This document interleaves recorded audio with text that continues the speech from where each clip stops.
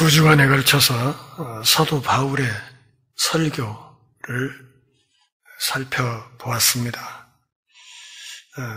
전에 말씀드렸듯이 이 사도 바울의 설교는 스데반 집사의 설교 틀과 기본적으로 상당히 비슷한 측면이 있다. 그러나 차이점도 있다. 그렇게 말씀을 드렸지요. 오늘 42절부터 52절까지 이 말씀에서는 사도 바울이 했던 이 설교의 여파가 어떠했는지에 대해서 우리에게 이야기를 하고 있습니다. 설교를 끝내고 바나바와 바울이 회당을 떠나갈 때 42절을 보면 사람들이 또 청했다. 다음 안식일에도 이 말씀을 하라 하면서 바울과 바나바에게 청했다 그랬습니다. 그러니까 회당 예배에 이 두 사람을 또 초대한 것입니다.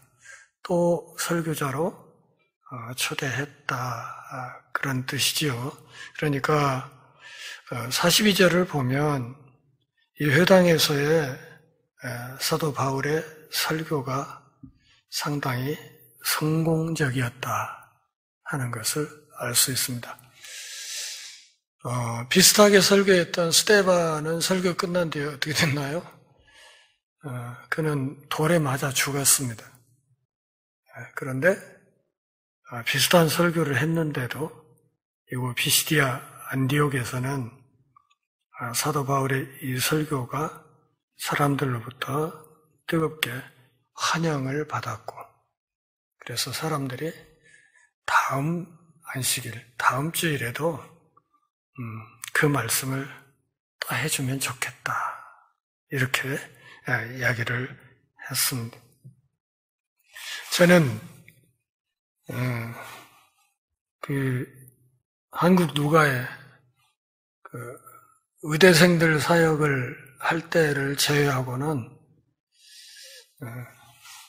설교 좀 더 해주세요. 이런 이야기를 별로 못 들어봤습니다.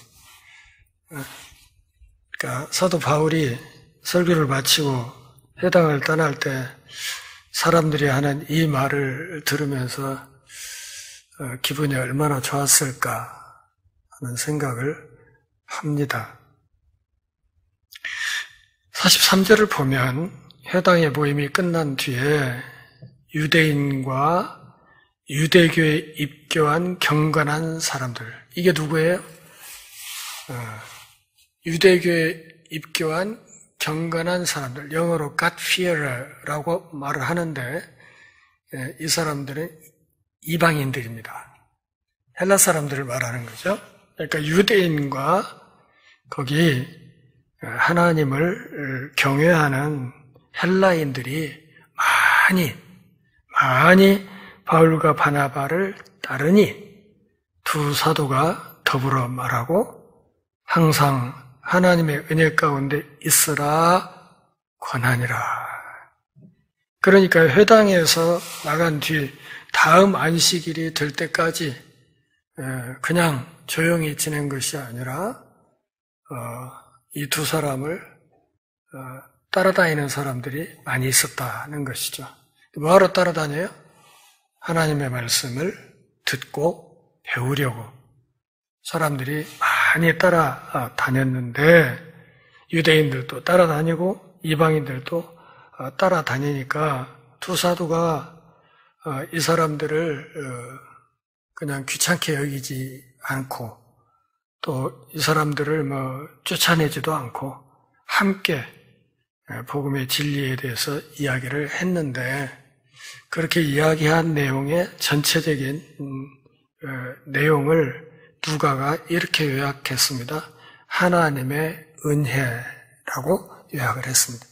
그러니까 사람들과 이야기를 할 때 바울과 바나바가 강조했던 것이 하나님의 은혜였다는 것입니다.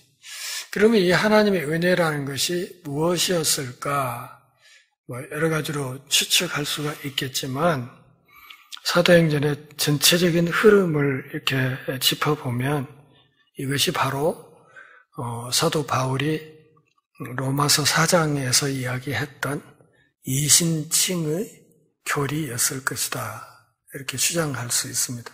그러니까 오직 믿음으로써 의롭다함을 받는다. 그러니까 믿음으로써 죄 용서함을 받는다. 믿음으로써 하나님의 자녀가 된다. 믿음으로 하나님 나라의 백성이 된다. 믿음으로 하나님 나라를 상속할 수 있다 하는 이런 것이었을 거라고 생각할 수 있습니다. 그런데 그 하나님의 은혜 가운데 어떻게 하라? 있으라. 하나님의 은혜 가운데 있으라 하는 이 말은 하나님께 마음을 열어두어라 그런 뜻이기도 해요. 그리고 있으라 하는 이 말의 정확한 뜻은 이제 헬라 원문을 그 문법을 이렇게 풀어서 해석을 하면 계속 머물러 있으라 이런 뜻이에요. 그러니까 하나님의 은혜 안에 계속 머물러 있어라. 하나님을 향해서 마음의 문을 계속 열어놓고 있으라 이런 말이에요. 여름에 비 많이 오죠? 때로는 소나기도 오고 태풍도 오고 비가 막 폭우가 쏟아지는 날 마당에 있는 큰 널벅지 같은 그릇 아무리 큰 그릇도 땅에다 엎어놔버리면 물 한 방울도 안 들어가는 거예요. 비가 아무리 많이 와도 그 엎어놔버리면 물 한 방울도 안 들어가는 거예요. 그렇잖아요. 그것처럼 하나님의 은혜를 향해서 우리의 마음을 열어놓는 것이 정말 중요한 것이다. 이 이야기는 하나님의 은혜에 대한 수용성을 갖고 있어야 된다. 그러니까 그분이 언제 어떤 방식으로 어떤 은혜를 주시든 간에 그것을 놓치지 않고 다 쓸어 담아서 간직하려는 그런 마음이 있어야 된다. 그런 마음의 상태로 계속 머물러 있어야 된다. 이렇게 두 사람이 그 따라다니는 유대인과 이방인에게 그렇게 이야기를 했다는 것입니다. 그렇게 한 주간을 사람들과 만나서 하나님의 은혜를 증거하고 지내다가 이제 다시 일주일이 지나서 일주일 후에 그 다음 안식일이 되었습니다. 44절 같이 읽어볼까요? 그 다음 안식일에는 온 시민이 거의 다 하나님의 말씀을 듣고자 하여 모이니 44절부터 52절 오늘 본문 끝까지는 이 두 사람의 선교 사역이 어떻게 방해를 받게 되는지, 그러니까 뜻밖에도 심각한 장애물을 만나게 되는 과정을 그리게 됩니다. 그런데 44절을 보면 상황이 너무 긍정적으로 돌아가고 있었어요.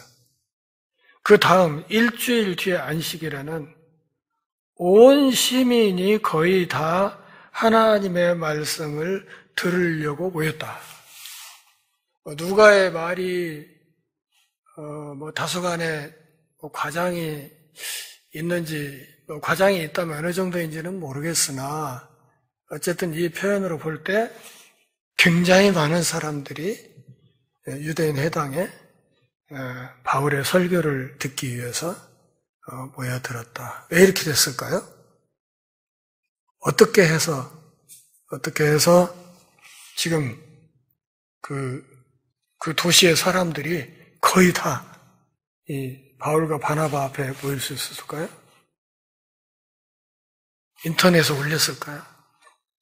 인터넷 아니면 페이스북이나 어디 카톡방에 써서 올렸을까요?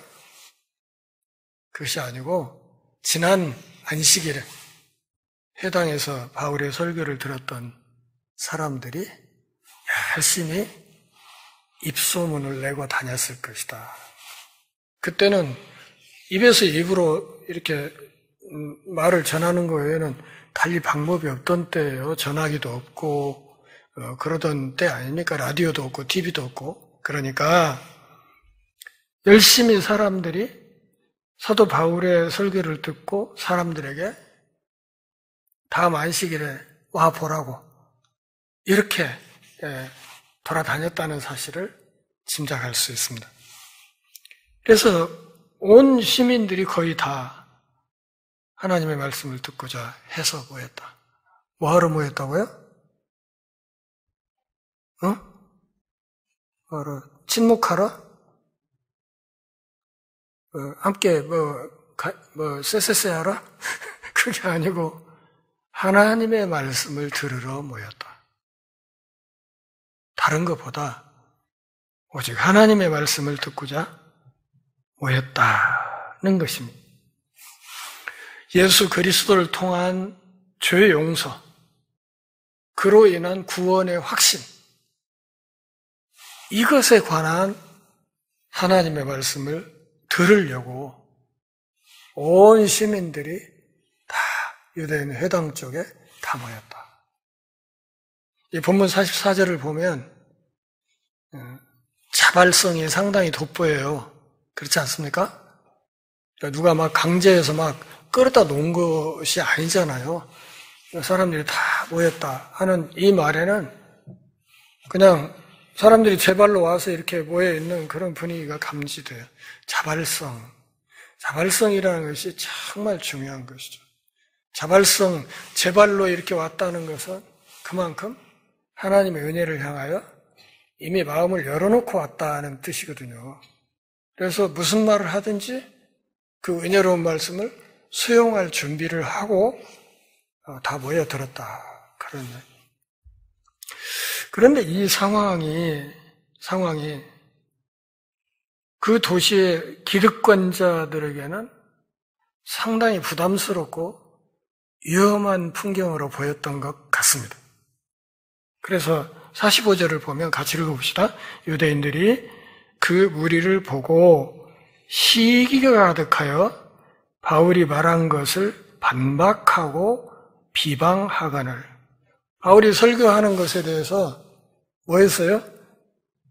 아멘으로 화답한 게 아니라 반박하고 비방했다. 근데 반박하고 비방했다 하는 그 성경 원문을 잘 들여다보면 이게 반복되는 시제로 돼 있어요. 그러니까 그냥 한 번 딱 헛소리 말어 이러고 끝난 게 아니라 계속 시비를 붙었다는 뜻이에요. 바울이 말하는 것에 대해서 계속해서 반박하고 비방하는 그런 움직임이 있었다. 거기 특별히 이 일을 반박하고 비방하는 일에 앞장섰던 사람들이 누구예요? 유대인들이었다고 얘기를 해요. 유대인들. 특별히 유대인들이 나서서 이렇게 반박하고 비방했던 이유가 뭘까를 생각해 보면 어쩌면 이방인들의 구원에 대한 기분 나쁜 생각이 있었을 것이다. 이렇게 생각해요. 개 같은 이방인들이 구원을 받는다고? 이게 기분 나쁜 거예요. 유대인의 입장에서. 이게 너무 불편한 거예요. 저것들이 구원을 받는다고? 말도 안 돼. 이런 생각을 했을 거예요. 아울러서 그로 인해서 바울이 전하는 이 이신칭의의 복음, 오직 믿음으로 의롭다함을 받는다. 할례도 안 받고 그냥 된다고? 이렇게 하는 바울이 가지고 있는 가르침으로 인해서 기존의 유대교 체제가 무너질 위험이 있다고 생각했기 때문에 유대인들이 나서서 이렇게 바울의 말을 말마다 반박하고 비방하는 그런 태도를 보였다 하는 것을 알 수 있습니다. 그러니까 명분은 뭐예요? 명분은 모세 율법을 함부로 다룬다 이거죠. 율법에 의해서 구원을 얻어야 되는데 그게 아니고 예수를 믿는 믿음으로 구원을 얻을 수 있다고 이렇게 말하니까 명분은 신학적인 차이로 반대를 하는 것 같지만 같지만 내세우는 명분은 그래요. 그런데 실상은 뭐예요? 실상은 기득권. 선민의식에 찌들어 있는 유대인들의 기득권. 그것을 지키기 위함이었어요. 10월 27일 날 광화문에서 한국교회 200만이 모여서 구국 기도회를 하네 어쩌네 하고 지금 난리예요. 명분은 뭐예요? 나라를 구해야겠대. 그래서 모여서 기도해야 된다는 거예요. 예배도 하고. 명분은 그 명분은 저도 찬성해요. 나라를 구하겠다는데 그 반대할 사람 누가 있어요? 그 기도하고 예배하자는데 반대할 사람 누가 있습니까? 다 찬성하죠. 문제는 코로나 때 뭐라고 그랬어요? 코로나 때 정부에서 대면 예배 좀 자제해달라 하니까 뭐라고 그랬습니까? 순교를 각오하고 교회당 대면 예배를 해야 되겠다고 했었어요. 그랬던 사람들이 이제는 뭐라고 하냐면 그날 주일날 광화문 올라가는 버스 속에서 예배해도 된다고 해. 근데 저는 그게 이해가 잘 안 되는 거예요. 순교를 각오하고 교회당에서 주일을 지켜야 된다고 했던 사람들이 또 어떤 때는 저렇게 버스 속에서 해도 된다고 하는가. 그게 잘 이해가 안 돼요. 이해가 안 돼. 그러니까 명분은 나라를 구하자 이런 이야기인데 실상은 명백히 정치 집회예요. 정치. 그러니까 동성애 관련 법안 또는 차별금지법 이런 것은 정치의 영역이에요. 세속 정치. 세속 정치에서 정치적인 합의에 의해서 그리고 민주주의 체제의 다수의 결정에 의해서 이렇게 법도 만들고 저렇게 법도 만들고 하는 거예요. 예배와 기도는 신앙의 영역이에요. 그런데 정치 영역에, 세속의 정치 영역에 신앙을 끌고 들어가는 것이 심각한 문제다 하는 것을 여러분 잘 알고 계셔야 돼요. 우리 교회는 물론 그날 거기 절대 갈 리가 없겠지만 혹시 개인적으로라도 그런 자리는 가지 마세요. 바보 돼요, 한순간에. 그러니까 명분은 나라를 구하겠다 하는데 실상은 그게 아니야. 대형교회 몇몇 목사들이 자기들의 어떤 기득권을, 정치적인 기득권을 지키려고 장난을 치는 거란 말이다. 그 실상을 좀 정확히 알고 있어야 된다. 그런 말이에요. 질투와 잘못된 열심 때문에 지금 하나님의 복음을 증거하고 있는 사도 바울을 계속해서 반박하고 비방하는 몸짓을 하고 있는 것입니다. 여러분, 열심이 중요한 것이 아니고 방향이 중요한 거예요. 열심이 중요한 게 아니라 그 열심의 방향이 중요한 거예요. 지금 설교를 하고 있는 사도 바울을 보면 알잖아요. 그의 방향이 잘못되었을 때 뭐였어요? 스데반 집사 죽였잖아요. 그 빛나는 열심으로. 그러니까 아무리 열심히 있어도 그것이 하나님 나라를 향한 방향에서 비껴서 있으면 그거 안 하는 것만 못 하는 거예요. 자, 46절 같이 읽겠습니다. 바울과 바나바가 담대히 말하여 이르되 하나님의 말씀을 마땅히 먼저 너희에게 전할 것이로되 너희가 그것을 버리고 영생을 얻기에 합당하지 않은 자로 자처하기로 우리가 이방인에게로 향하노라 그랬습니다. 창세기 12장 1절부터 3절까지 아브라함의 후손을 통해 복을 받는다 했죠. 그죠? 그리고 이 땅의 만민이 아브라함을 통해서 복을 받는다 했어요. 거기 이방인 포함되어 있어요? 안 되어 있어요? 포함되어 있어요. 또 마태복음 28장 맨 끝부분에서 땅끝까지 이르러 내가 너희에게 가르쳐 분부한 모든 것을 가르쳐 지키게 하고 성삼위 하나님의 이름으로 세례를 주어라 했을 때 예수님이 그 위대한 명령을 내리실 때 이방인과 유대인 구분했어요, 안 했어요? 안 했어요. 그러니까 복음에 지향하는 방향은 유대인과 이방인을 아우르는 이 땅의 만민이었어요. 그건 분명해요. 그런데도 불구하고 예수님이 사도들을 전도단으로 2명씩 짝지어 보낼 때 뭐라고 말씀하셨나요? 먼저 이스라엘의 잃어버린 양에게로 가라 그랬잖아요. 그리고 이방인 여인이 도와달라고 했을 때에도 자녀의 떡을 취해서 대에게 주는 게 합당치 않다고 이상한 말씀도 하고 그랬잖아요. 그게 왜 그랬을까요? 이것이 바로 옛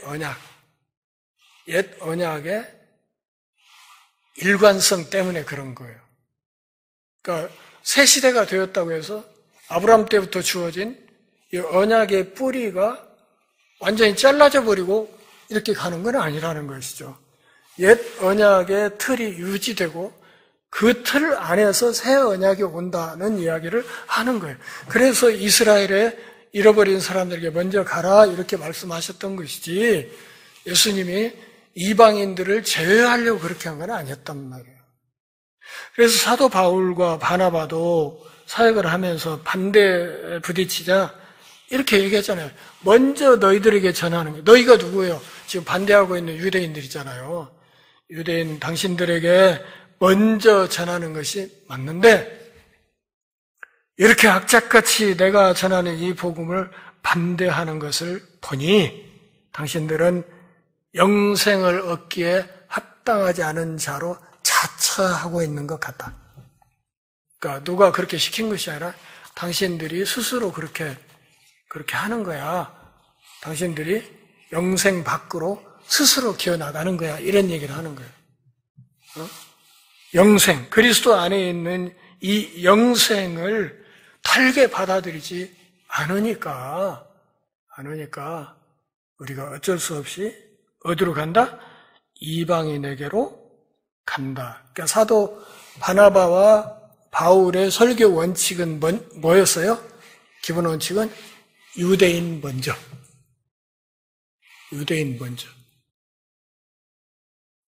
유대인 먼저 그들에게 먼저 복음을 전하는 게 중요한 선교 원칙이었어요. 그걸 지금 얘기를 하는 거예요. 그런데 유대인들이 반대하고 거부하니까 이게 어떻게 바뀐 거예요? 이방인 먼저로 바뀌어버린 것이죠. 그래서 오늘 이방인인 우리들이 지금 이스라엘 그쪽에 있는 유대인들보다 먼저 복음을 받은 거예요. 그래서 어떤 면에서는 유대인들에게 조금 고맙지. 예? 그들이 이것을 튕겨줬으니까 우리가 먼저 받는 은혜를 누리게 된 거란 말이죠. 그래서 이방인 먼저 쪽으로 별 수 없이 사역 전략을 바꿀 수밖에 없다. 그러니까 이 46절은 이 사도행전 전체에서 이 선교 방향에 획기적인 전환이 일어난다는 점에서 굉장히 중요한 구절이에요. 그러니까 바울이나 바나바가 갖고 있었던 중요한 선교 전략은 뭐였어요? 유대인 먼저의 전략이었어요. 그래서 가는 동네마다 먼저 어디를 찾아가요? 회당을 찾아가요. 회당. 유대인 회당을 찾아가서 복음을 전하는 이유가 거기 유대인들이 있으니까. 그런데 그 유대인들이 악착같이 반대를 하니까 어쩔 수 없이 그러면 이 복음을 달게 받는 이방인에게로 우리가 갈 수밖에 없다. 이렇게 이야기를 하고 어디로 가버렸습니까? 나중에 이제 51절에서 보면 이고니온 쪽으로 가게 됩니다. 우리가 이방인에게로 향하노라. 47절 주께서 이같이 우리에게 명하시되 내가 너를 이방의 빛으로 삼아 너로 땅끝까지 구원하게 하리라 하셨느니라. 옆에 적어놓으세요. 이사야 49장 6절입니다. 그 47절은 이사야 49장 6절 말씀을 인용한 거예요. 이사야 42장 6절도 있어요. 42장 6절, 49장 6절 2개 가서 찾아보세요. 이 말씀은 뭐냐면 메시아가 이방의 빛이 될 거다 하는 말씀이에요. 장차 오실 메시아가 이방의 빛이 될 거다. 이 말은 메시아 사역을 통해서 이방인들도 하나님 나라의 울타리 안에 들어오게 될 것이다. 이것을 예언한 거예요. 예언. 그것을 지금 사도 바울이 인용하고 있는 것입니다. 내가 너를 이방의 빛으로 삼아 너로 땅끝까지 구원하게 하리라 하셨다는 구약의 말씀이 있다. 그런 뜻이에요. 유대인들이 이 복된 영생의 길을 스스로 발로 차버리기 때문에 별 수 없이 이 복음을 가지고 결국은 구약 선지자들이 예언했던 말씀처럼 결국 이방인들을 향해서 우리가 발걸음을 돌릴 수밖에 없다. 이렇게 말하는 거예요. 자, 유대인들이 생각할 때 자기들이 선민이라고 생각하죠. 선택받은 민족, 선민. 선민이라는 것이 이스라엘 나라를 먼저 하나님이 선택했다는 이것이, 선민이라는 이것이 의미하는 건 뭐냐면 제사장 나라로 불렀다는 뜻이에요. 이스라엘이라는 나라를 제사장 나라로 불렀다는 거예요. 무슨 말인가 하면 다른 이방 나라들은 하나님 앞에 나올 수 있는 율법도 없고 뭣도 없고 하니까 이 이스라엘 나라가 제사장 역할을 해서 하나님과 이 이방 민족 사이에서 중간 역할을 잘 해서 이 이방인들에게 하나님을 전하는 사역을 하라고 그들을 먼저 불렀다 이 말이에요. 그 책임을 하라고. 그런데 유대인들은 이 하나님이 선민으로 부른 이것, 제사장 국가로 부른 이것을 오해해가지고 자기들이 선민의 특권이 있다고 생각한 거예요. 특권이 있다. 우리는 특별해. 우리는 스페셜이야. 이렇게 생각을 한 거예요. 해가지고 목이 잔뜩 곧아가지고 이방인들을 향해서 하나님의 손길을 베푸는 이 일을 안 해버린 거예요. 그러면 하나님이 원래 그들을 선민으로 부른 목적이 달성됐어요? 안 됐어요? 안 됐죠. 그러니까 망해버린 거지. 포로로 잡혀가고 망해버린 거예요. 우리들 있으나 마나라 이거지. 오늘날 베드로전서 2장 9절에서 뭐라 그래? 우리 예수 믿는 사람들 뭐라고? 왕같은 제사장 그랬잖아요. 이 시대의 제사장으로 불렀다는 거예요. 그러니까 이 시대, 신약 시대의 선민이 우리 교회에 있는 이 사람들이에요. 책임이 뭘까요? 교회밖에 믿지 않는 사람들에게 하나님 나라의 비밀을 알려주고 하나님의 영광을 증거하고 그들을 그리스도의 은혜 안에 들어오도록 이끄는 이 작업을 하라고 우리에게 먼저 불렀다. 우리를 먼저 불러서 왕같은 제사장으로 세웠다는 거예요. 우리는 구원 딱지 받아놨으니까 이제 상관없어. 이게 아니고 그 새 시대의 제사장 역할을 하라고 우리를 지금 불러서 말씀 안에서 훈련시키고 있는 거란 말이에요. 자, 다시 말씀드릴게요. 구약 시대의 선민 이스라엘이 제사장 국가로서의 책임을 감당하지 않을 때 어떻게 했다고 그랬어요? 망했다고 그랬죠. 나라가 망했다고 그랬죠. 그럼 오늘도 마찬가지예요. 우리에게 주어진 이 소임을 제대로 감당하지 못하면 책임 추궁을 당할 거예요. 틀림없이. 그걸 아셔야 돼. 나는 이미 구원선 안에 들어왔으니까 그게 아니란 말이에요. 그게 한 명이 문제가 아니고 우리가 살면서 주변에서 만나는 그 많은 사람들에 대한 책임이 우리한테 있단 말이에요. 책임. 안 망하려면 그거 잘해야 된단 말이지. 망하지 않으려면. 응? 그래서 이방의 빛으로 삼았다. 그래서 땅끝까지 구원하는 이 일을 하라고 불러세웠다 이거죠. 메시아도 보내시고 메시아를 믿는 그의 일꾼들, 사도들도 보내고 이 일을 하셨다. 그런 말이에요. 48절 같이 읽을게요. 이방인들이 듣고 기뻐하여 하나님의 말씀을 찬송하며 영생을 주시기로 작정된 자는 다 믿더라. 자, 여기 48절과 45절을 대비해서 한번 보세요. 유대인들은 뭐 했어요? 반박하고 비방하고 바울의 말을 계속 태클을 걸고 덤비는 이런 상황. 그런데 이방인들은 뭐였어요? 이 바울의 설교를 듣고 기뻐했어요. 기뻐했어요. 그러니까 복음을 달게 받았다 그 말이죠. 하나님의 말씀을 찬송하고. 그래서 누가는 어떻게 48절 뒷부분을 정리하냐면 영생 주시기로 작정된 자는 다 믿었다. 영생 주시기로 작정된 자라는 말은 요한계시록의 표현을 빌면 생명책에 기록된 자예요. 하나님의 생명책에 기록된 사람. 하나님의 생명책에 주민등록이 돼 있는 사람. 여러분 어때요? 주민등록이 있어요? 없어요? 잘 모르겠어요? 잘 모르면 안 되는데 오늘 하늘이 두 쪽 나도 난 거의 이게 돼야 되는데 안 그러면 곤란해요. 생명책에 이름이 기록된 사람. 이게 얼마나 복되냐고요. 예, 얼마나 기가 막힌 일이냐고, 이게. 비록 내가 한반도 남쪽 전라도 땅에서 참, 그렇게 의지치 않게 살고 있어도, 내 이름이 그분의 생명책에 기록됐다는 게 얼마나 기가 막힌 일이냐고요. 자다가 막 웃을 일이란 말이에요, 이게.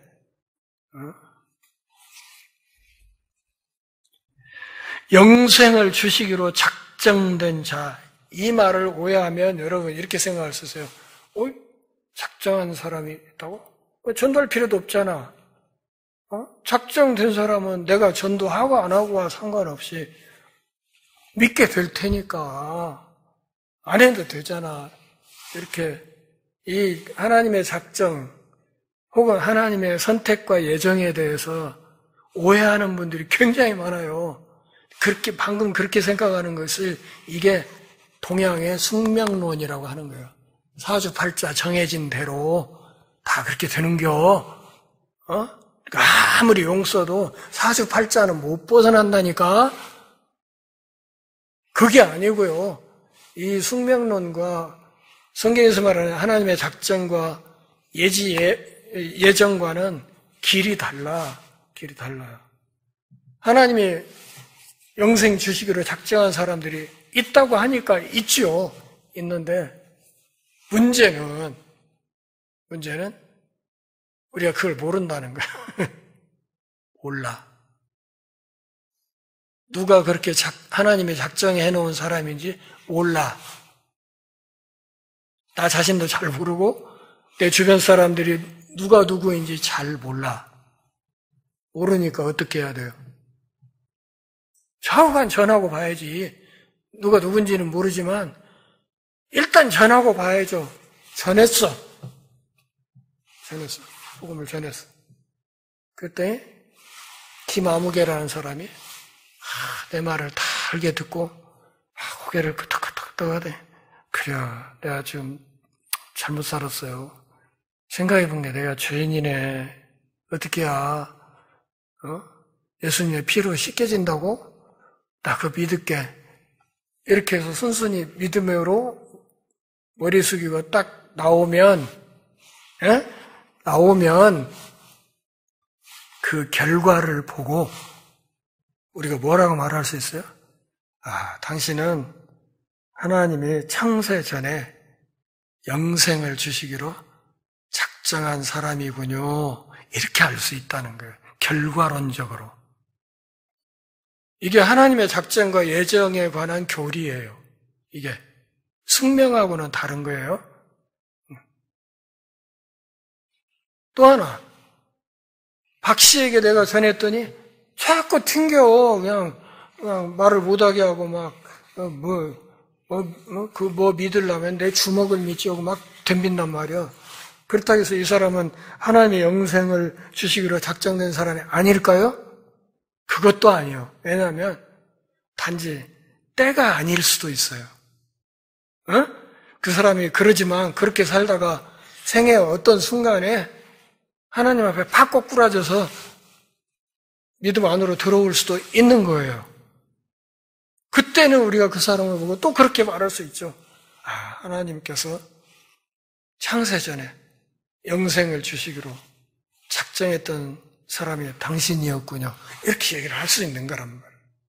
누가는 그렇게 해서 바울의 말을 달게 들었던 이 이방인들에 대해서 그렇게 말을 하는 거예요. 그들이 그렇게 달게 복음을 받아들이는 모습을 보면서 이 사람들이 하나님께서 영생 주시려고 비록 이방인이었지만 모세 율법 밖에 있었지만 하나님의 영생 주시려고 작정했던 사람들이었구나 이렇게 생각했다는 거죠. 그래서 여기를 이렇게 기록을 해놓은 거예요. 이해하셨어요? 쓸데없는 숙명론에 빠져갖고 작정됐으면 내가 신앙생활 개떡같이 하고 그냥 엉망진창으로 살아도 결국은 그렇게 되겠지 이렇게 하고 안심탕 먹으면 안 된단 말이에요. 그런 게 아니에요. 그러니까 전해지는 하나님의 말씀과 복음에 대한 태도를 보고 태도와 자세를 보고 결과론적으로 그렇게 말할 수는 있다. 당신은 하나님의 영생 주기로 작정한 사람이군요. 이렇게 말할 수는 있다. 그런데 우리는 피조물로서 누가 그 사람인지, 하나님께서 누가 그 사람의 이마에 도장을 찍어놨는지 안 보이잖아요. 안 보이기 때문에 알 수는 없다. 그래서 복음을 열심히 전해야 되고 그 복음에 대한 반응을 보고 판단할 수밖에 없다. 이해되셨어요? 이해되셨으면 오른손 번쩍 들어봐요. 네. 이게 중요한 문제니까요. 잘 알고 계셔야 돼요. 이게 사주팔자, 이 숙명론하고는 길이 다르다 하는 것을 아셔야 됩니다. 주의 말씀이 그 지방에 두루 퍼지니라. 주의 말씀이라는 게 뭐예요? 결국 복음이죠. 복음. 그러니까 48절에서 누가는 뭐라고 정리를 했습니까? 우리가 구원의 길에 들어서는 것은 하나님의 주권적인 선택의 결과다 이렇게 말하는 거예요. 하나님의 주권적 선택의 결과로 우리가 구원을 얻는다 이렇게 말을 하는 것입니다. 물론 그 과정에 누가 있어요? 복음을 전하는 사도들이 있었죠. 전도자들이 있지만 그 전도자들의 능력으로 되는 게 아니라 그 전도자들의 전하는 복음을 매개로 해서 수단으로 해서 결국 사람들을 건지시는 것은 우리 하나님의 주권이다. 이렇게 이야기를 한 겁니다. 하나님의 말씀이 그 지방에 두루 퍼졌다. 이러니까 이게 또 유대인들을 더 자극했죠. 안 그래도 짜증나 죽겠는데 이게 지금 계속 퍼져나간다. 세력을 계속 얻어가니까 유대인들이 더 긴장한 거예요. 그래서 반대가 더 심해지는 모습이 드러납니다. 50절 같이 읽겠습니다. 이에 유대인들이 경건한 귀부인들과 그 신의 유력자들을 선동하여 바울과 바나바를 박해하게 하여 그 지역에서 쫓아냈다. 복음에 대한 반대가 심해집니다. 자기들만의 힘으로 이게 막지 못하겠다고 생각되니까 어떻게 한 거예요? 경찰도 동원하고 검찰도 동원하고 군대도 동원하고 자기들이 동원할 수 있는 온갖 세속의 권력을 다 동원해가지고 이 두 사람을 공격하고 박해하면서 그 지역에서 축출해버린 거예요. 세속 권력을 모두 다 동원해가지고 이 두 사람을 강제로 추방해버린 거예요. 추방. 그들이 결국 이렇게 함으로써 뭐 한 거예요? 하나님의 저주를 자청한 거죠. 하나님의 저주. 영생을 얻기에 합당치 않은 자로 자청하는 것이죠. 두 사람이 그들을 향하여 발에 티끌을 떨어버리고 이고니온으로 피신했다. 그런 말이죠. 이고니온으로. 자, 누가복음 9장 5절과 10장 11절 보면 예수님이 사역자들을 보낼 때 뭐라고 그랬어요? 가서 듣지 않으면 거기서 발에 먼지를 털어버리고 다른 데로 가라 그랬죠. 그러니까 발에 먼지를 터는 게 무슨 의미냐면 발에 먼지를 탁 불러서 털면 먼지가 떨어져 나가잖아요. 떨어져 나가는 것처럼 이 사람들이 하나님 나라 밖으로 튕겨져 나간다 그런 뜻이에요. 그런 상징적인 표현이에요. 상징적인 행위이고. 그래서 유대인들은 이방인 지역에 들어갔다 약속의 땅 안으로 들어올 때는 항시 경계선에서 뭐 했어요? 이걸 했어요. 발에 먼지를 떠는 일을 했고 또 약속의 땅 안에서 생활하다가도 특별히 예루살렘 성전 안에 들어갈 때는 성전 문 밖에서 또 더 거룩해야 되니까 그래서 이 신발에 먼지를 떠는 것을 했어요. 그런 것처럼 일종의 상징이거든요. 그러니까 발에서 떨려져 나가는 먼지가 바로 이 사람들이에요. 이 복음을 반대하는 이 사람들. 상징적으로 행위로 보여주는 거예요.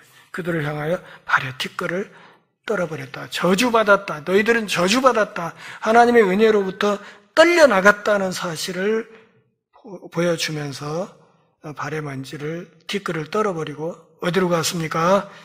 이고니온으로 갔다. 자, 비시디아 안디옥으로부터 이고니온까지 여러분 지도를 놓고 확인해 보면 알겠지만 거리가 100km예요. 100km. 그러니까 당시 교통도 좋지 않고 그냥 주로 걸어서 다니던 계산을 하면 이 두 사람이 이고니온까지 옮겨가는데 대략 한 4일 걸렸을 거예요. 4일 정도 걸려서 이고니온으로 갔을 것으로 생각이 됩니다. 그렇지만 남겨져 있는 제자들은 52절 기쁨과 성령이 충만하죠. 그들에게 복음을 전했던 중요한 선생들이 쫓겨났어요. 쫓겨나고 그래서 참 마음이 그랬을 상황인데 누가는 그럼에도 그렇게 박해가 심하고 지도자들이 함께 있지 못하는 이런 고단하고 서글픈 상황에서도 제자들은 무엇이? 기쁨과 성령이 충만했다. 그러니까 바울과 바나바의 추방이 복음의 패배나 후퇴가 아니라 그럼에도 불구하고 예수 그리스도의 복음은 점점 더 세력을 얻어갔다 하는 것을 말하고 있습니다. 자, 조금 정리하죠. 신앙 이야기를 함께 나눌 기회가 혹시 있습니까? 혹은 이번 주에는 혹시 누구하고 만나서 복음에 대해서 이야기를 할 생각이 있습니까? 43절에서 사도들은 하나님의 은혜 안에 계속 머물러 있으라. 그렇게 얘기를 했습니다. 하나님의 은혜 안에 계속 머물러 있으라. 저도 떠날 때 여러분들에게 부탁하고 싶은 말이 이 말이에요. 하나님의 은혜 안에 계속 머물러 계시라.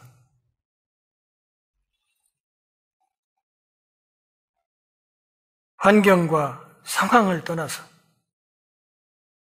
기쁨과 성령의 충만한 삶, 이것이 진정한 신앙의 삶이라 하는 것을 좀 기억하셨으면 좋겠습니다. 특별히 우리의 삶이 내가 생각했던 것과는 다르게 어둡게 흘러갈 때 더더욱 성령께서 주시는 하늘의 평화와 기쁨에 사로잡혀 사는 복된 삶을 더 풍성하게 누려 가실 수 있기를 바랍니다. 기도하겠습니다. 하나님 아버지, 오늘도 우리가 함께 모여서 주의 말씀을 들으며 함께 우리 신앙의 옷깃을 다시 여미는 기회와 복 주셔서 고맙습니다. 우리 선배들이 걸었던 이 고난의 길, 그 길이 또한 우리 앞에도 있지만 우리 선배들이 그럼에도 누렸던 성령 안에서의 하늘의 평화와 기쁨이 우리의 삶에도 쉽게 머물 수 있도록 하나님 우리를 붙드시고 말씀과 성령으로 지켜 주옵소서. 예수님의 이름으로 기도합니다.